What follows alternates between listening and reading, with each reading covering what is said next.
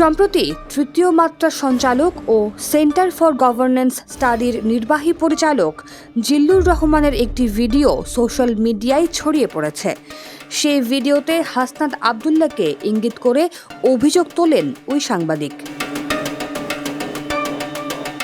৩ March রাতে নিজের verified Facebook পেজে একটি পোস্ট লেখেন হাসনাত। সেখানে রাজধানীর একটি হাসপাতাল কর্তৃপক্ষের সাথে ধমকের সুরে কথা বলা এবং হাসপাতাল গুড়িয়ে দেওয়ার হুমকি দেওয়ার যেই অভিযোগ উঠেছে তা নিয়ে লেখেন, বাস্তবে এই ধরনের কোনো ঘটনা ঘটেনি। এই অভিযোগ পুরোপুরি অসত্য ও জঘন্য মিথ্যাচারের নামান্তর।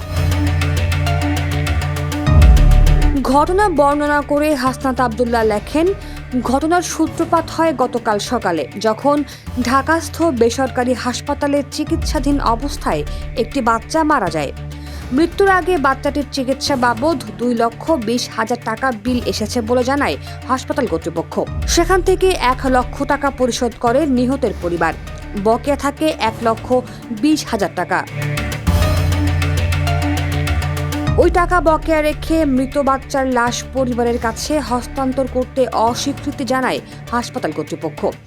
এর প্রেক্ষিতে মৃত শিশুর পরিবার হাসনাত আবদুল্লাহর সাথে তাদের মোবাইলের মাধ্যমে হাসপাতাল কর্তৃপক্ষের সাথে কথা বলিয়ে দেয়। তখন হাসপাতালের বিল কমানো বা মওকুফ করার অনুরোধ জানানোর চেষ্টা করেন হাসনাত। সেই অনুরোধেও অস্বীকৃতি জানায় হাসপাতাল কর্তৃপক্ষ।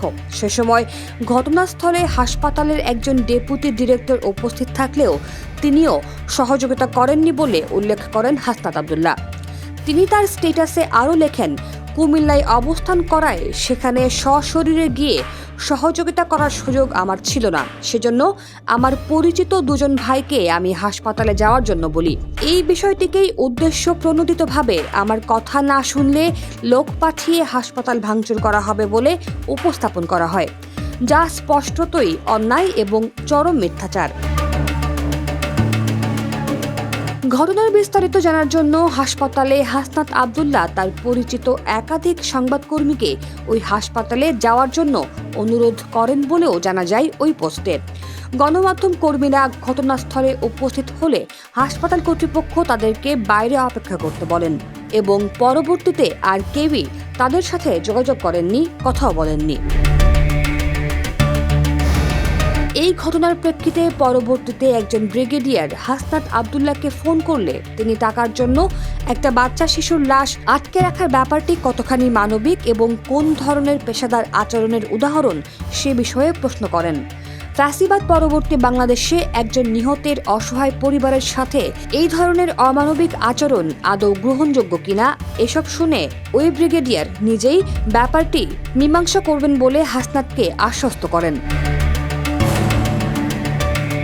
এই ঘটনার পরিপ্রেক্ষিতে সাংবাদিক জিল্লুর রহমান তার ভিডিওতে যা বলেছেন তা সম্পূর্ণ বানোয়াট ও ভিত্তিহীন মিথ্যাচার বলে জোর দাবি জানিয়েছেন হাসনাত আবদুল্লাহ। তিনি লেখেন, নিজের পূর্ব পরিচিত চিকিৎসকের মন গড়া গল্প শুনে এবং আমার পক্ষ থেকে কোনো ধরনের স্টেটমেন্ট না নিয়েই তিনি যে একপাক্ষিক বয়ান তৈরি করেছেন তা কোনোভাবেই নিরপেক্ষ সাংবাদিকতার সংজ্ঞায় পড়ে না। ফ্যাসিবাদের বিরুদ্ধে সরব ও শক্ত অবস্থানে থাকা সাংবাদিক জিল্লুর রহমানের কাছ থেকে একপাক্ষিক, ভিত্তিহীন আর বায়াসড বক্তব্য অপ্রত্যাশিত দাবি করে হাসনাত আবদুল্লাহ লেখেন, সত্য মিথ্যা যাচাই না করেই এই ধরনের পক্ষপাতদুষ্ট বক্তব্য সাংবাদিক জিল্লুর রহমান বস্তুনিষ্ঠতাকে অত্যন্ত বাজেভাবে প্রশ্নবিদ্ধ করেছে। ভবিষ্যতে তার যে কোনো বক্তব্যকে নৈর্ব্যক্তিকভাবে গ্রহণ করা যাবে কিনা সেটাও এখন প্রশ্ন সাপেক্ষ বিষয়।